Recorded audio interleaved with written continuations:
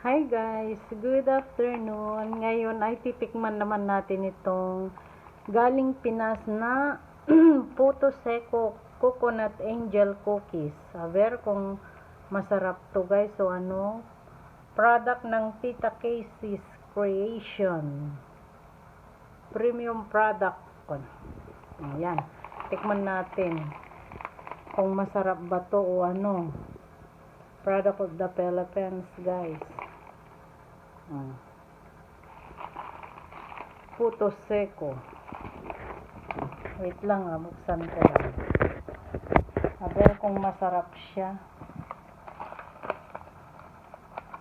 Ay, ang hirap naman mabuksan. Ang pilar. Ayan, Puto Seco Angel. Aber, tingnan natin yung laman niya.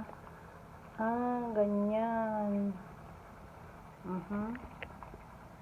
Tikman nga natin guys. Ang daming mga bubot ko dito. Ay, ayun ganyan. Cookies na maliliit.